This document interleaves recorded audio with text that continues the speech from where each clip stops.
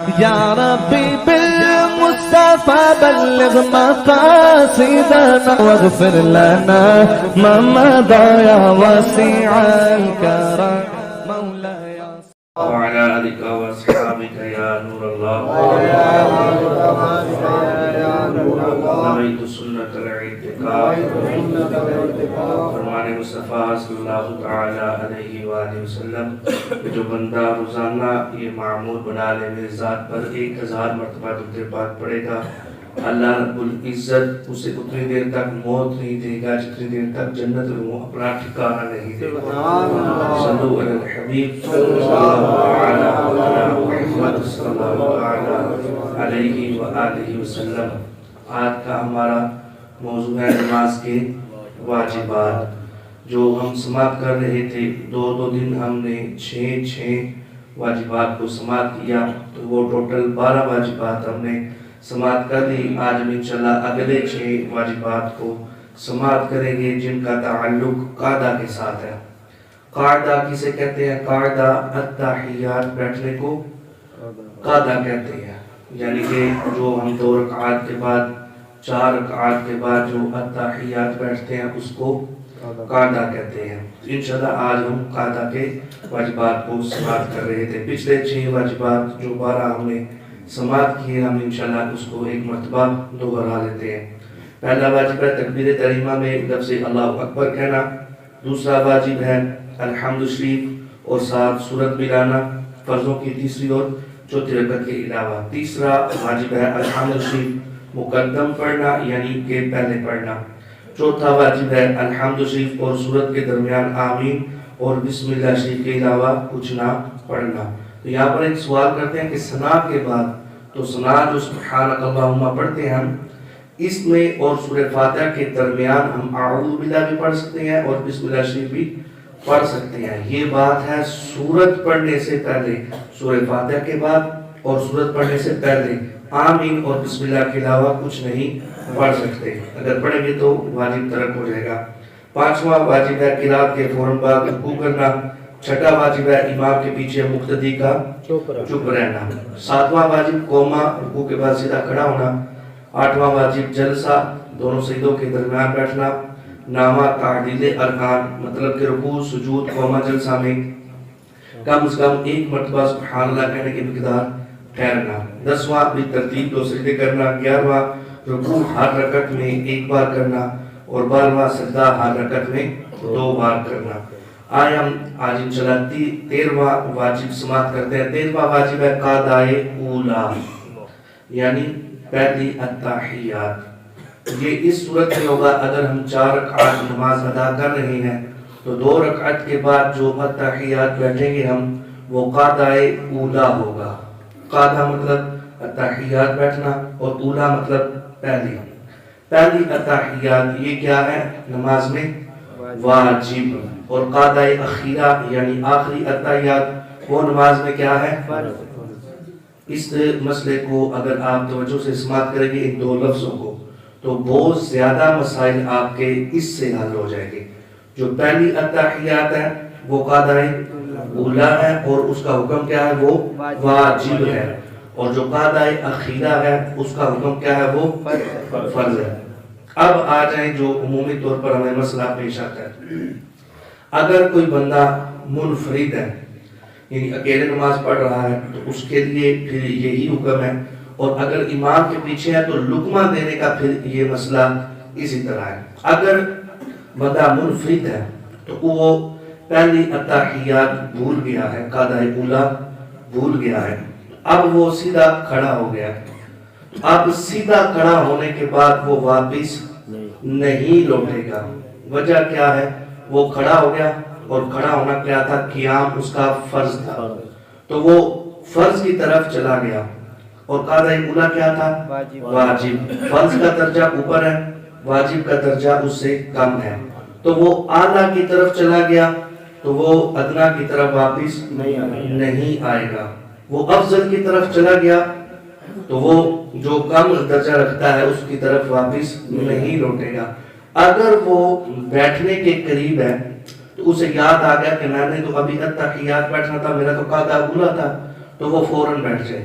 اگر کھڑے ہونے کے قریب ہو گیا تو وہ بیٹھ گا نہیں. اسی طرح امام کا طریقہ ہے. اگر امام کے پیچھے ہم نماز پڑھ رہے ہیں، اگر امام قاعدہ اولا بھول جاتا ہے، یعنی وہ پہلی اتحیات جو کہ واجب تھی وہ بھول جاتا ہے، تو وہ اگر بیٹھنے کے قریب ہے تو لقمہ دے سکتے ہیں. اگر امام کھڑے ہونے کے قریب ہے یا کھڑا ہو چکا ہے تو اب اس کو لقمہ نہیں دیا جائے گا، کیونکہ وہ فرض کی طرف چلا گیا تو اس کو واجب کی طرف لوٹایا نہیں جائے گا. وہ اعلیٰ کی طرف چلا گیا تو ادنا کی طرف سے لوٹایا نہیں جائے گا. اگر کوئی بندہ کھڑے ہونے کے بعد لقمہ دیتا ہے تو اس کا لقمہ جو ہے وہ بے محل وہ لقمہ ہوگا اور اس سے اس کی نماز جاتی رہے گی، کیونکہ وہ لقمے کی جگہ نہیں تھی. کیونکہ امام کا تو قاعدہ اولا بھول گیا، بھولے سے اب رہنے کی وجہ سے وہ آخر میں کیا کرے گا؟ سجدہ تو نماز درست ہو جائے گی. تو سجدہ صاحب واجب ہو چکا، لقمہ دیا جاتا ہے. سجدہ واجب ترک ہو رہا ہو تو اس کو روکا جائے، فرض ترک ہو رہا ہو تو اس کو روکا جائے. جب واجب ہو گیا، کھڑے ہونے کی امام قریب ہوا یا کھڑا ہو گیا تو اب سجدہ صاحب لازم ہو گیا، تو اب لقمہ دینا اس کا بے محل ہوگا. یعنی جو واجب ترک ہونا تھا وہ آلریڈی ہو چکا ہے، تو لقمہ اب اس کا محل نہیں بنتا، لقمہ نہیں دیا جائے گا اگر امام کھڑا ہو چکا ہے یا کھڑے ہونے کے قریب ہے. تو پہلی اتحیات کا جو حکم ہے وہ کیا ہے؟ واجب.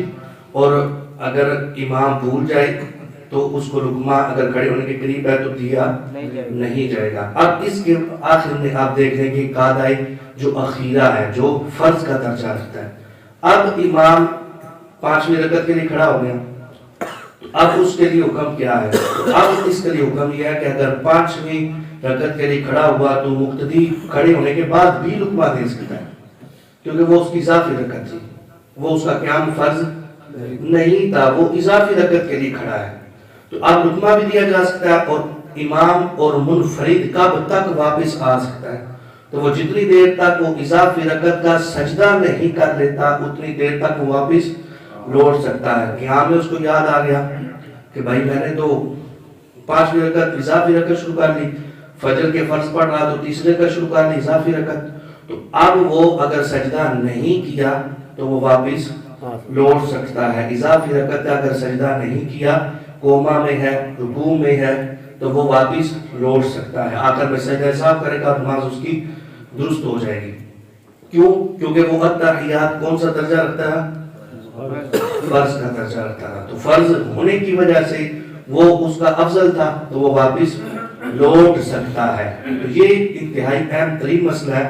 اگر ہم اس کو سمجھ جائیں گے قاعدہ اولا اور قاعدہ اخیرہ کو، تو بہت سے مسائل اس سے ہمارے حل ہو جائیں گے. اور اس میں ایک اور انتہائی اہم ترین مسئلہ یہ ہے کہ اگر ہم 4 رکعت نفل پڑھ رہے ہیں، 6 رکعت نفل پڑھ رہے ہیں، 8 رکعت نفل پڑھ رہے ہیں، 10 رکعت نفل پڑھ رہے ہیں، تو نفل کا ہر 2 رکعت کے بعد جو قاعدہ ہوگا وہ قاعدہ اخیرہ ہوگا، وہ فرض کا درجہ رکھے گا. یعنی جتنے بھی احکامات ہیں نا وہ اس پر فرض والے ہوں گے. اگر ہم زیادہ نفل پڑھ رہے ہیں ایک سلام کے ساتھ تو ہر 2 رکعت کے بعد جو قاعدہ ہوگا وہ قاعدہ اخیرہ ہوگا اور فرض کا درجہ رکھے گا. اب آج 13واں واجب تھا قاعدہ اولا یعنی پہلی اتحیات. 14واں واجب ہے ہر قاعدہ میں تشہد مکمل پڑھنا، یعنی اتحیات سے لے کے عبدہ و رسولہ تک پڑھنا. یہ کیا ہے؟ واجب ہے. یعنی تشہد، یہاں تک تشہد ہے، اس سے آگے پھر درود پاک ہے، اس سے آگے پھر دعا ہے. تو ہر قاعدہ میں چاہے قاعدہ اولا ہو چاہے قاعدہ اخیرہ ہو، تو ہر قاعدہ میں جون سا بھی قاعدہ ہے، سنتوں کا قاعدہ ہے، فرضوں کا قاعدہ ہے، وطروں کا قاعدہ ہے، کوئی بھی اگر قاعدہ ہے تو اس میں تشہد مکمل پڑھنا یہ کیا ہے؟ واجب. یعنی اس کا ہر حرف پڑھنا واجب ہے. اتحیات سے لے کے عبدہ و رسولہ تک ہر حرف اس کا واجب ہے. اگر ایک حرف بھی رہ گیا تو یہ ہمارا واجب ترک ہو جائے گا. تو یہ بھی انتہائی اہم مسئلہ ہے. اب اس میں جو مسئلہ درپیش آتا ہے عمومی طور پر وہ میں عرض کر دیتا ہوں. بندہ قاعدہ اولا تھی امام کی یا قاعدہ اخیرہ تھا، وہ امام کے ساتھ ملا، اب وہ اتحیات میں امام کے ساتھ قاعدہ میں ملا ہے، چاہے قاعدہ اولا ہے تو اس کا کیا حکم ہے؟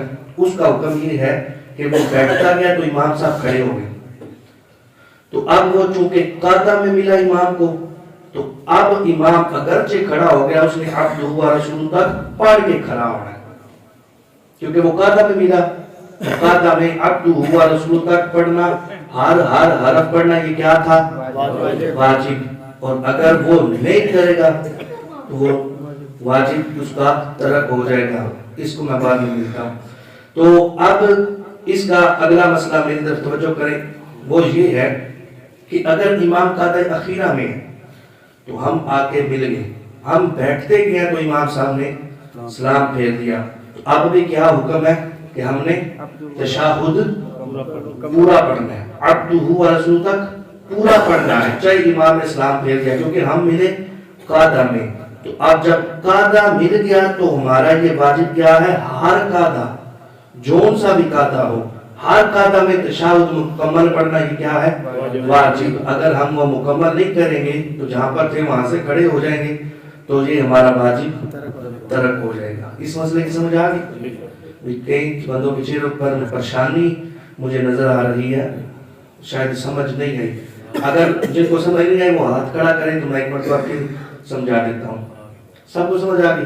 ماشاءاللہ۔ تو ہر قاعدہ میں تشہد عبدہ و رسول تک پڑھنا یہ واجب ہے۔ آگے 15واں جو واجب ہے وہ ہے قاعدہ اولیٰ میں تشہد سے آگے نہ پڑھنا، یعنی پہلی اتحیات ہے تو زور کی سنتے پڑھ رہے ہیں، زور کے فرض پڑھ رہے ہیں، عرض پڑھ رہے ہیں، عصر کے یا مغرب کے فرض پڑھ رہے ہیں، یا عشاء کے فرض پڑھ رہے ہیں، وتر پڑھ رہے ہیں، تو قاعدہ جو اولیٰ ہے، قاعدہ اولیٰ میں تشہد سے آگے نہ پڑھنا۔ اب اگر کوئی بندہ تشہد سے آگے پڑھ دے گا قاعدہ اولیٰ میں تو وہ اس کا واجب ترک ہو جائے گا، آخر میں سجدہ صاف کرے گا اگر غلطی سے رہ گیا۔ اگر جان بوجھ کے آگے پڑھے گا تو نماز کا کیا حکم ہوگا؟ نماز نہیں، فاسد نہیں ہوگی، مکروہ تحریمی ہوگی، کیونکہ اس نے واجب کو ترک کیا ہے۔ آگے 16واں جو ہے یہ سمجھ لیں 15واں اور 16واں ایک ہی ہے، اس کو بس ہلکا سا فرق ہے اس میں۔ وہ کیا فرق ہے؟ اگر اللہم صلی علی محمد تک پڑھا تو سجدہ صاف واجب ہو گیا، اس کا واجب ترک ہو گیا۔ تو علی محمد دن تک اگر پڑھ دیا نا تو سجدہ صاحب واجب ہو جائے گا، اس کا واجب ترک ہو جائے گا۔ اگر اللہم پڑھا پھر یاد آ گیا کھڑے ہو گیا تو سجدہ صاحب نہیں لازم ہوگا۔ اللہم صلی تک پڑھا تو سجدہ صاحب لازم نہیں ہوگا۔ اللہم صلی علی تک پڑھا تو سجدہ صاحب لازم نہیں ہوگا۔ اگر اس سے آگے پڑھتا ہے اللہم صلی علی سیدنا پڑھ دیتا ہے یا اللہم صلی علی محمد دن پڑھ دیتا ہے تو سجدہ صاحب واجب ہو جائے گا، اس کا ترک ہو جائے گا واجب، تو اس آخر میں سجدہ صاف کرے گا۔ تو یہ قاعدہ اولیٰ میں پوری توجہ کے ساتھ ہم نے عبدہ و رسول تک پڑھ کے کھڑا ہو جانا ہے۔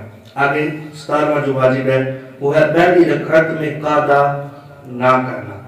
اگر کسی بندے کا پہلی رکعت میں غلطی سے وہ قاعدہ پہ بیٹھ گیا ہے تو اب جو ہے وہ آخر میں سجدہ صاف کرے گا، کیونکہ پہلی رکعت میں قاعدہ نہ کرنا واجب تھا۔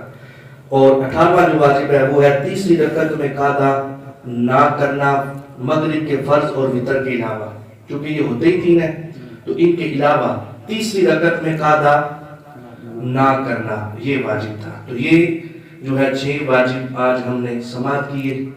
تو یہ واجب انتہائی اہم اور ضروری ہے۔ یہ تو عمومی طور پر جو مسائل پیش ہے وہ میں نے عرض کیے، ان کے ساتھ بہت زیادہ مسائل ہیں جو ان کے ساتھ ریلیٹڈ ہیں۔ وہ اس وقت ہمارے مسائل حل ہوں گے جب ہمیں پتہ ہوگا کہ واجب کیا چیز ہے اور فرض کیا چیز ہے، قاعدہ اولیٰ کیا چیز ہے اور قاعدہ اخیرہ کیا چیز ہے۔ تو اس وجہ سے توجہ کے ساتھ ہم انشاءاللہ سماعت کریں گے۔ تو یہ پورے جو 6 واجب ہیں ان کا خلاصہ یہ ہے کہ قاعدہ اولیٰ واجب ہے اور اتحیات میں آگے نہیں بڑھنا، تشہد پڑھ کے اس سے آگے نہیں بڑھنا، اور ہر قاعدہ میں تشہد مکمل پڑھنا، پہلی اور تیسری رکعت میں قاعدہ نہ کرنا، فرضوں مغرب کے فرض اور وتروں کے علاوہ۔ تو یہ 6 کے 6 کا خلاصہ تھا۔ دعا ہے خالق کائنات ہمیں نماز کے احکامات سیکھ کر اس پر عمل کرنے کی توفیق عطا فرمائے. آمین. الحمدللہ. يا ربي بالمصطفى بلغ مقاصدنا واغفر لنا ما مضى يا واسع الكرم مولاي.